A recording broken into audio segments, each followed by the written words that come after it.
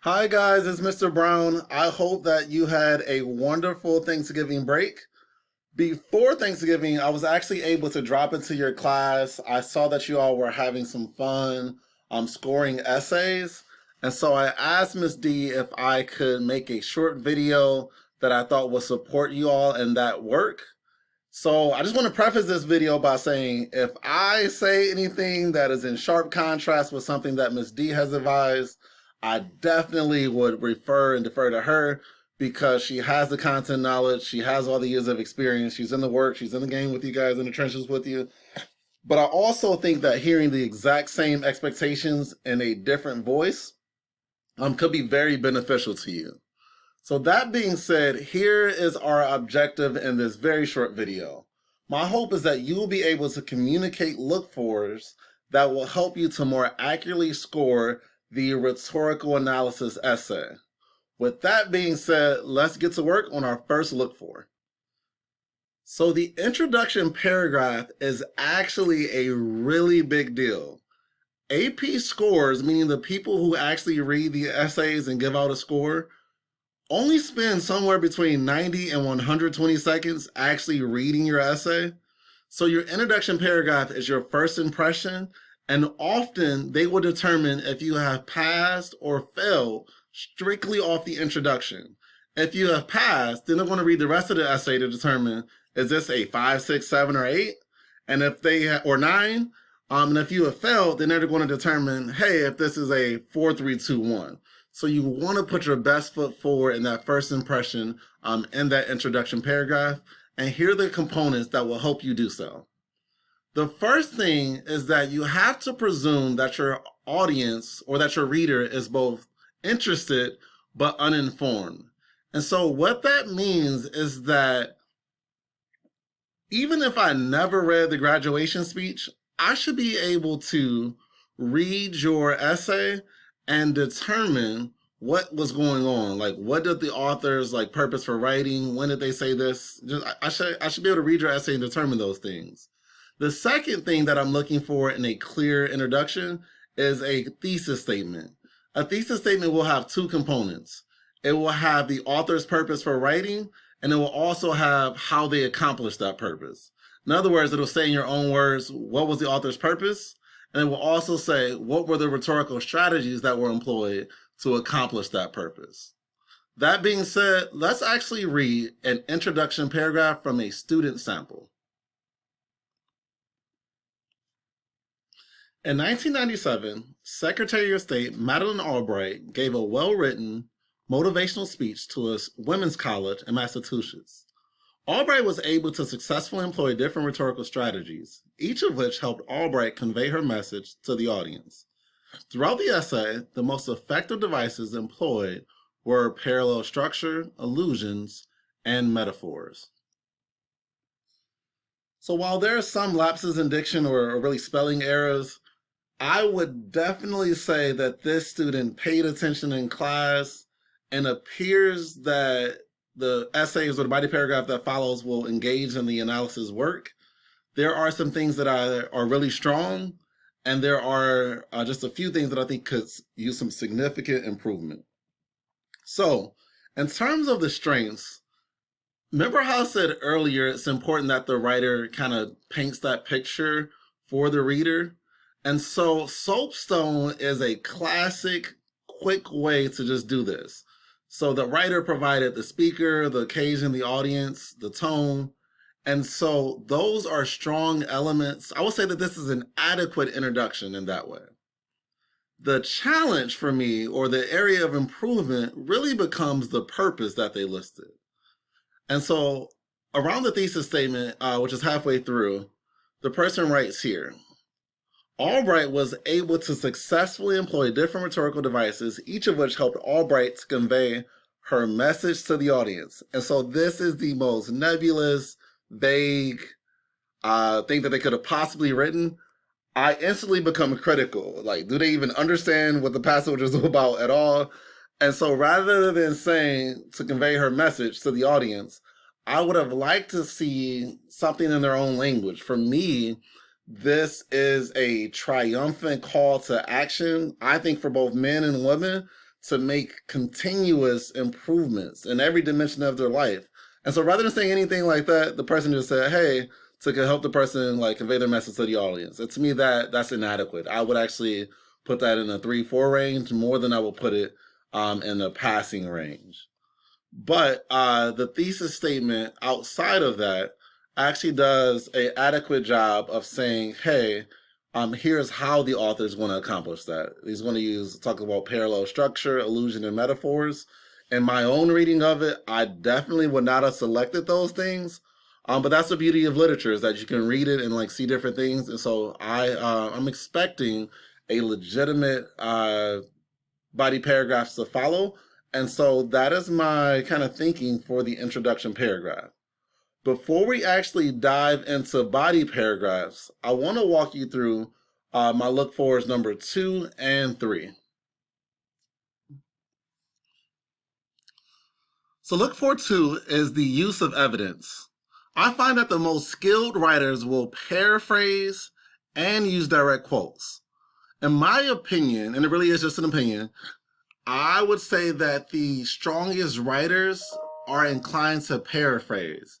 And paraphrasing, they're actually saying, I can say the exact same idea more economically, and in some cases more convincingly than the writer has, which is why I'm saying it in my own words, and it just demonstrates the highest level of comprehension.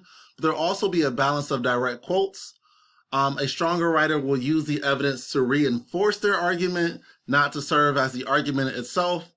And I also would say that the strongest essays offer more analysis than they do direct quotes. And so,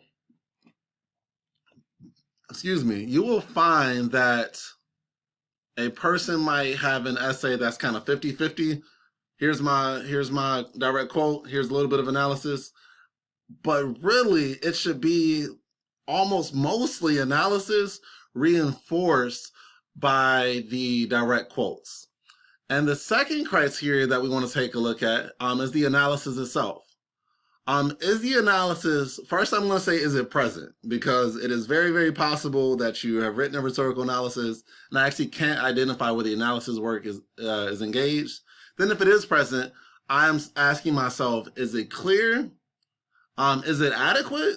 As in they just done it and it's pretty clear and they've done it?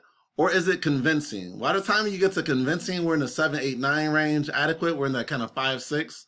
If it's anything like it's just not present, now we fall kind of short of the passing range.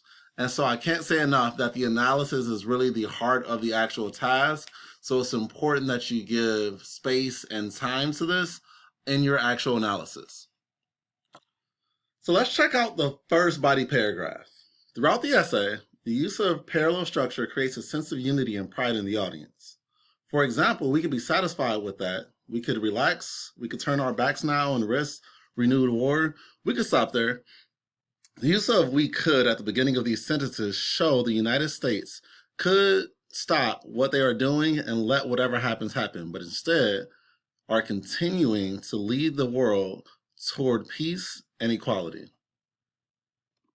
So having read the body paragraph, I didn't mention this in my criteria, but I would definitely give the person credit for writing about what they said they will write about in the thesis statement. So the thesis is like, hey, here's what I'm getting ready to do. And then now they're doing it. They mentioned parallel structure as the first kind of item they will look at, and they're doing it. So definitely kudos there. Also didn't mention this as a criteria necessarily, but I think this is a kind of a rougher transition to a quote, for example, and then they go right into the quote.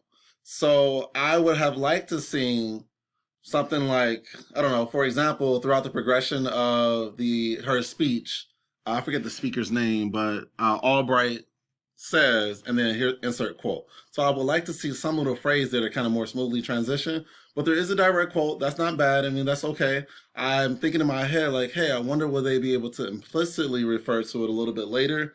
And I will say their analysis towards the end of the paragraph, I think it's present and I think it's clear. Is it convincing? Maybe not to me, but I would say that it's definitely clear. I would call it adequate for sure. And so this is actually a pretty solid body paragraph. Moving on to the next body paragraphs. The author employs the use of allusions to give examples of the places around the world that changing partly due to the influence and leadership of the United States. The fighting in Bosnia has stopped. In Burundi, I have seen women taking the lead in efforts to avoid the fate of neighboring Rwanda. In Guatemala and in Burma, the use of these allusions, and here we are, show the audience the global scale effects the United States efforts are having. The allusions also motivate the audience to continue to seek peace, prosperity, and equality around the world. The author incorporates a few significant metaphors in her speech, which have significant effects, and explode outward the boundaries of what is achievable on this earth. The metaphor draws a comparison between the audience's actions and the boundaries of what is thought as achievable on this earth. This motivates the audience to take on global problems head on and not be intimidated by what others consider possible. The metaphor shows the reader that even the smallest actions can bring about large amounts of change. So, in this series of body paragraphs, this is for me where the writer begins to lose ground just a little bit. The first major error is the use of the word illusions. I think that what the writer observed is actually strong. The problem is that this is not an illusion. An illusion is a reference to, like, typically the literature. There's also such thing as like historical illusions. This is actually just the wrong word.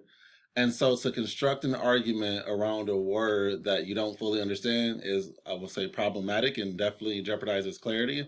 And so rather than trying to figure out the big word, so to speak, to kind of fabricate intelligence, I would encourage this writer to simply describe what they are observing.